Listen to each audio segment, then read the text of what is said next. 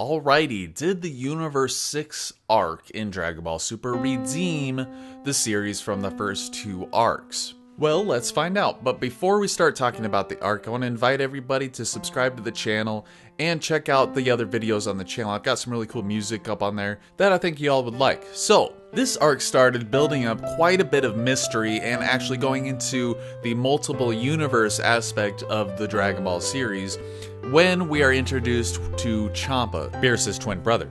So right away, this guy is portrayed as more of a comedic character, getting tired out just walking through a forest to Beerus' fortress. And I enjoyed the first few segments of this arc with Champa being introduced, his relationship with Beerus, their dynamic, and a little bit more of Goku and Vegeta training with those super heavy suits. That was really cool.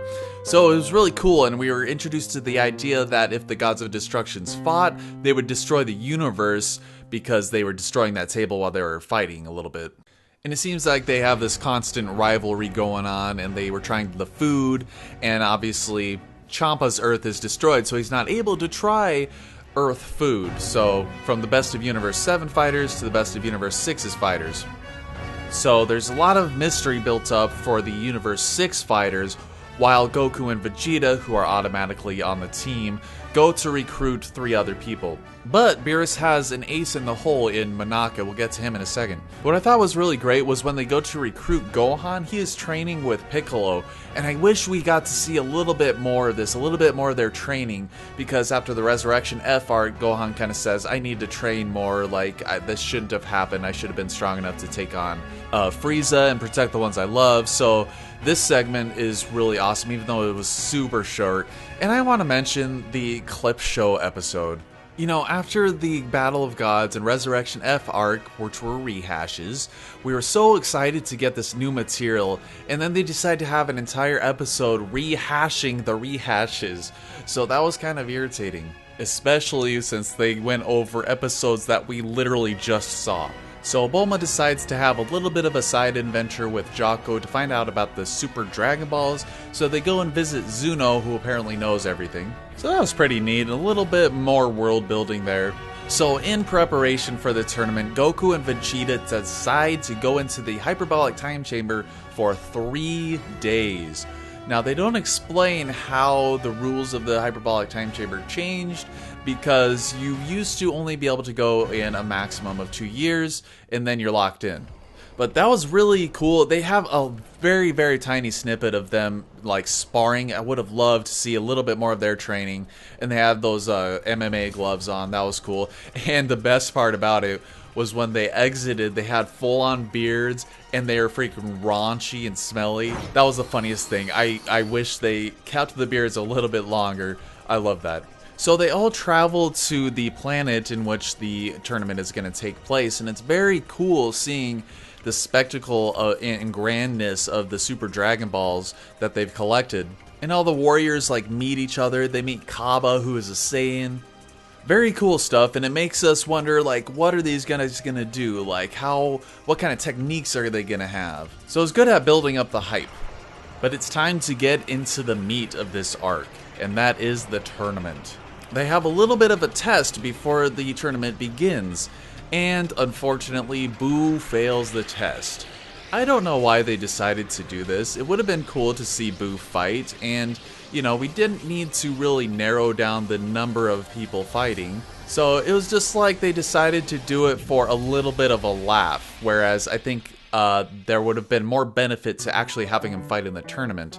But Vegeta, Goku, Piccolo, and Monaka pass the test. Goku narrowly passes. That was pretty funny. But he ends up going first. Very interesting and very surprising, considering Goku is usually the main event to go last. But he goes up against Botamo. Now, this guy is pretty interesting in terms of his abilities to kind of negate physical attacks. Now, this was interesting, but unfortunately, it was just oh, this guy has this power, and then Goku instantly finds a way around it and throws him off the ring. It would have been nice to see Goku kind of trying to come up with a solution to beat him physically instead of resorting to ring out, because I think that Goku would have liked the challenge of, trying to damage this guy. But Frost enters the ring.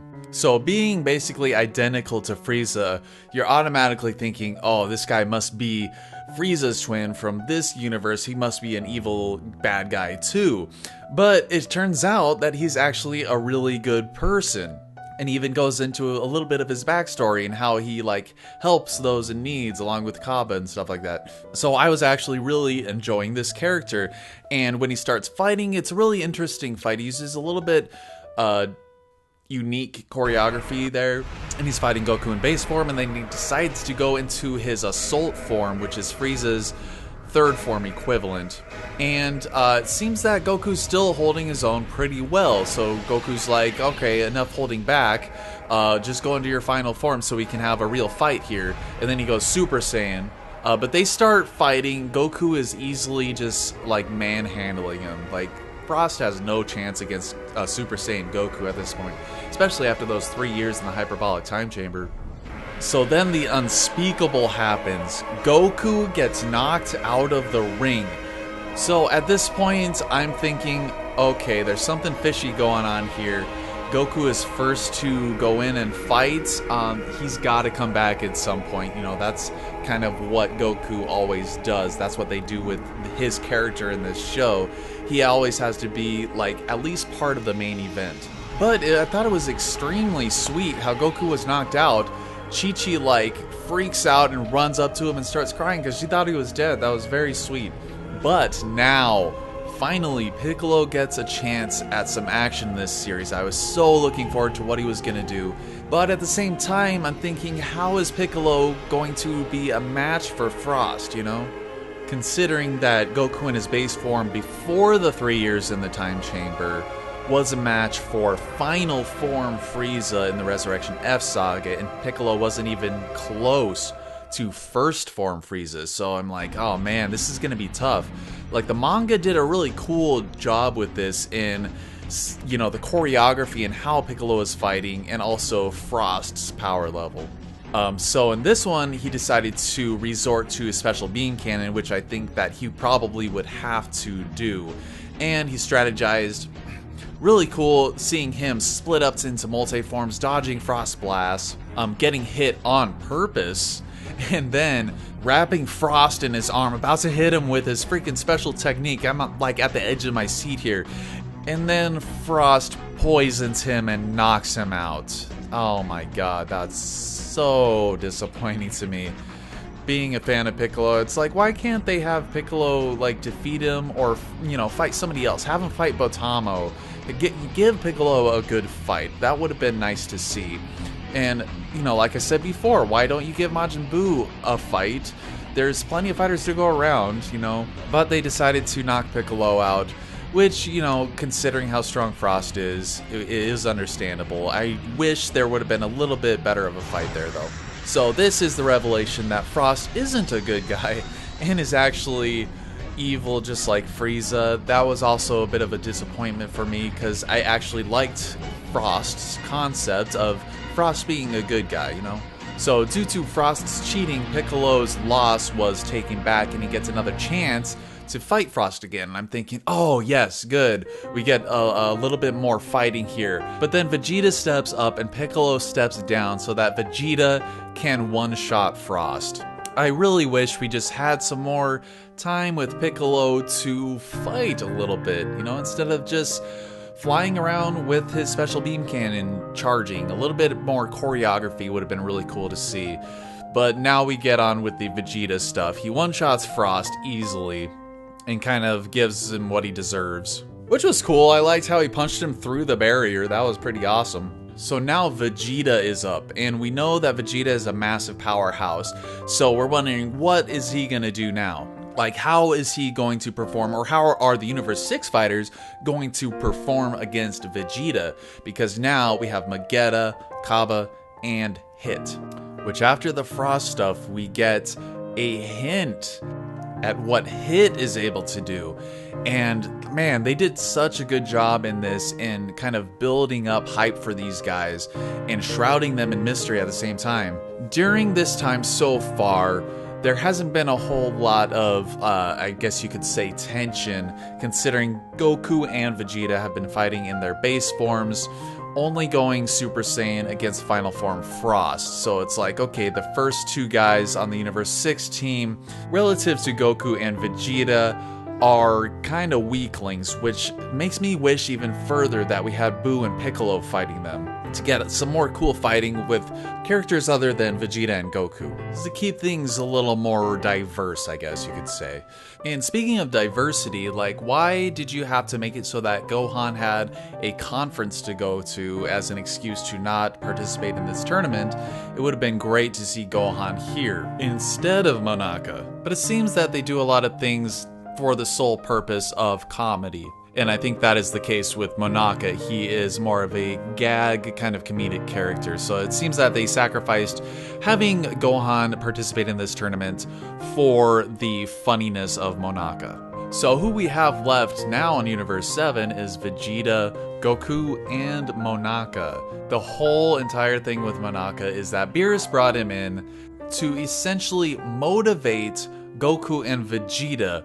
But what doesn't make sense is that Goku and Vegeta are already motivated to push to new heights and get more and more powerful. Like, that's just their natural state. That's naturally what they want to do, and they try so hard to do it.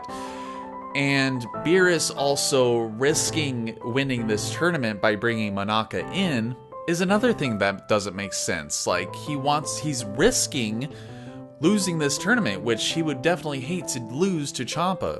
So I thought the whole Monaka thing was kind of pointless, and while watching this, I really hoped that it was kind of a bait and switch, whereas they're making us think that Monaka was very weak, but there was something about him, some sort of special power or something like that. Like he had some sort of luck force that made him like almost unbeatable or something like that. But, you know, as they left it, I just felt like the whole thing was kind of pointless. So now we get on to what I think is one of the better fights in this arc was Vegeta versus Magetta. Now Magetta, because, you know, Vegeta is only going Super Saiyan against Frost, so you're like, okay, so what does this guy have to offer that's going to push Vegeta to, you know, challenge him? He's like a metal, like, person that can shoot lava from his mouth. Very interesting stuff. And Vegeta is forced to go Super Saiyan and actually, like, put an effort into it. And technically, Vegeta got beat by Magetta. It's just like a piece of the stage saved him. I think that was kind of, I don't know, I guess you could say it was kind of dumb. Considering how small of a piece of the stage it was, he basically landed on the ground. But anyway, I'm glad Vegeta wasn't eliminated so that we get this epic final flash charging up, as well as the Gallic Gun. But that charging up at the final flash brought back the intensity, or a lot of it, from Dragon Ball Z. We see the lightning going across the planet. So if his power-up for the final flash wasn't badass enough, he shatters the new barrier that Champa and Batos put up that was causing so much heat and a lot of trouble, making it hard for Vegeta to breathe. He's powering up, and through his power-up, shatters the barrier. Oh my god, it was so freaking awesome. And then you have the beam struggle with the lava and the final flash. And finally, Vegeta gets in and punches the crap out of Magetta. And then he calls him a name, shatters the ring under his feet, and defeats him. That's got to be close to the top moments of this arc for me. I did think it was a little bit pointless with Magetta's weakness when Vegeta calls him a name. It renders Magetta useless. Other than a little bit of character personality development for him. But, I mean, Vegeta punched him, the stage shattered, Magetta fell out regardless. So I didn't really like that weakness that he had, even though it was kind of funny, you know, that's Dragon Ball for you. And Magetta's, like, vocals in this, interesting, synthesized the way that they went about the English dub for him. I felt like maybe they should have done what the Japanese version did and have a little bit more human element in there, because, yeah, I don't know, it felt like too robotic, I guess you could say, because he's like a robot man, not a full-on robot. I don't think it was bad or anything, it just, I liked the Japanese version a little better. So now, finally, the mysterious Kaaba, the Universe 6 Saiyan, comes in, and wow, the initial scuffle to this, Kabba is impressive, but we see that Vegeta is still stronger than him. And this is due to Kabba being tired out and Vegeta saying, "Is that all you got?" Kabba gets up, uses the Gallic Gun, surprising Vegeta, and then Vegeta uses the Gallic Gun right back at him. freaking awesome Gallic Gun versus Gallic Gun beam struggle here. And then Vegeta says, it looks like we're evenly matched in our normal state, which is interesting because like the second before that he was saying that Kabba was getting tired out and Vegeta didn't look tired out at all, so I guess they're evenly matched since that's what he said. And then something fairly surprising, Kabba doesn't know about Super Saiyan. Now to me this doesn't entirely make sense. You would think with how strong he is, assuming the other Saiyans are about around the same level, somebody would have accidentally turned into a Super Saiyan, or, you know, there would have been a legend or something like that. So it's a little bit odd to me. And then not only that is Vegeta gets all mad about it. He turns Super Saiyan, starts beating the crap out of Kabba.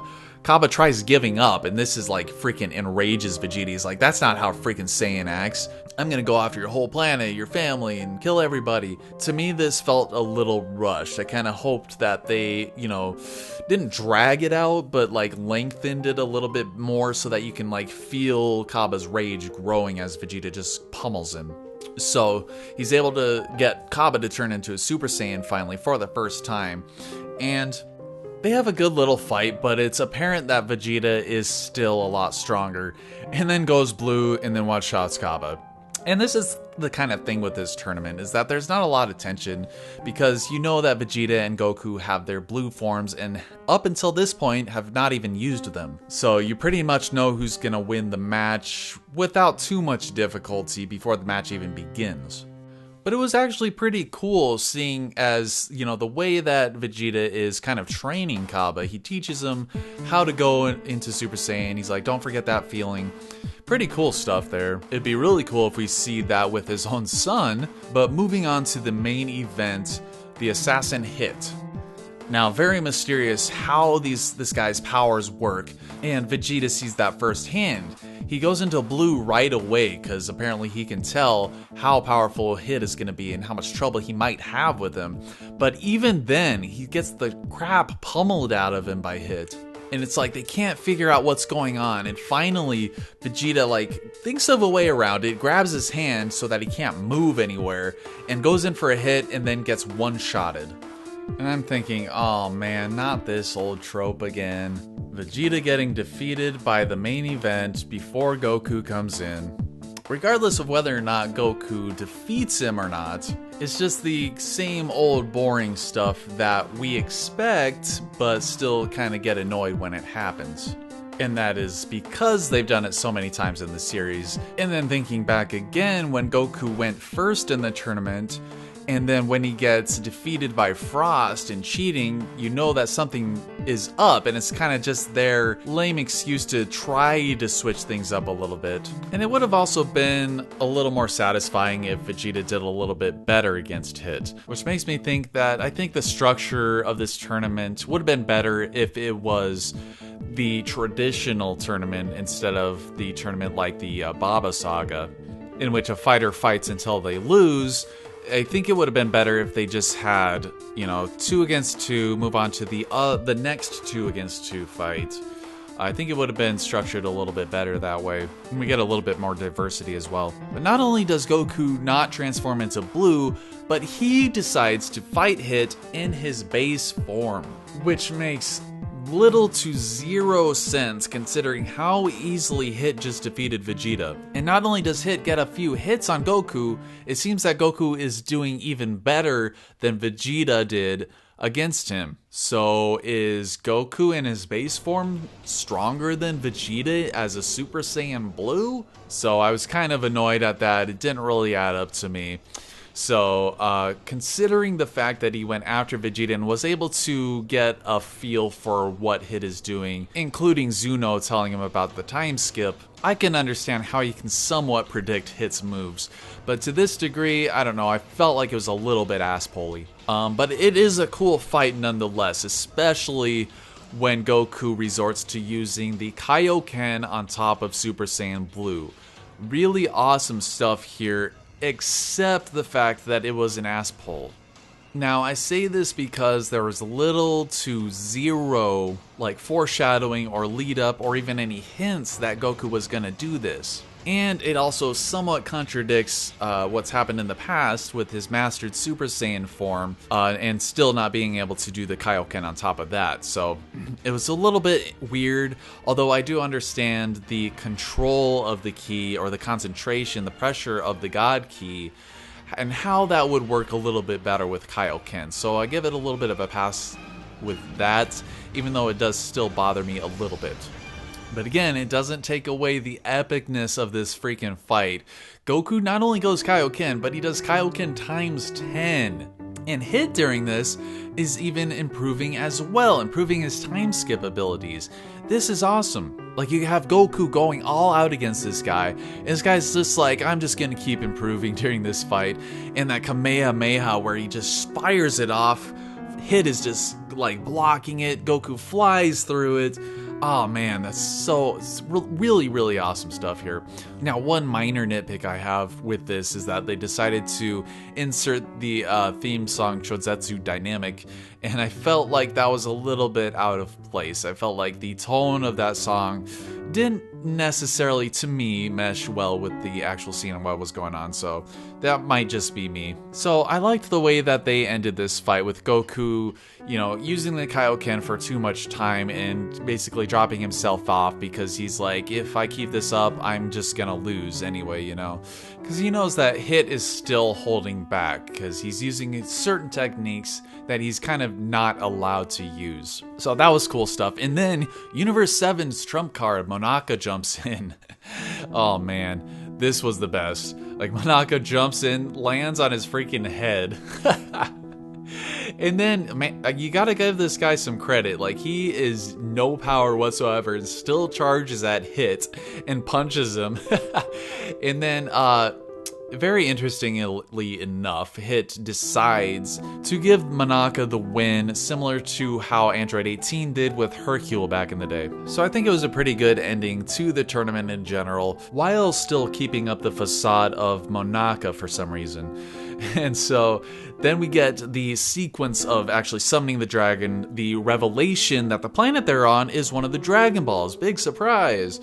So they summon the dragon, and this guy is huge. They're actually like inside its apex, or whatever you want to call it, like a cell, one of the cells, or the core of this dragon, because it's so big it like goes all throughout the universe, how big it is. And Beerus does the sweetest thing a brother can do and wishes Champa's Earth back. However, I feel that I should mention Zeno. Introduction to the king of all, this little football head child thing. And I thought it was interesting seeing how nervous Champa and Beerus are against this guy, making you feel like, man, they're this powerful. This guy's gotta be so much more powerful than that. Like, he is the one above all things. So after going through the whole arc, you gotta question yourself whether or not this has redeemed Dragon Ball Super. The animation and art department, I think, really did look better than the first two arcs, especially Resurrection F. The story as well expanded upon the lore of Dragon Ball,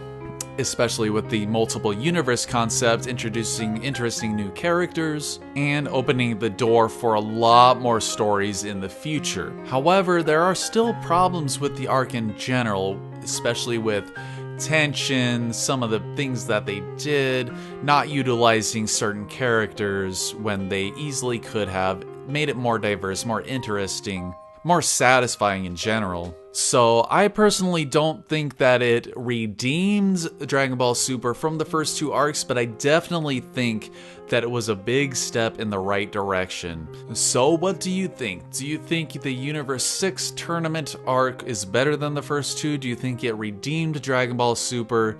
Do you agree with me in that it was a big step in the right direction for the series? But I hope you all enjoyed the video. I put a lot of work into these, so if you enjoyed it, please share it out. And as always, stay tuned and take it easy.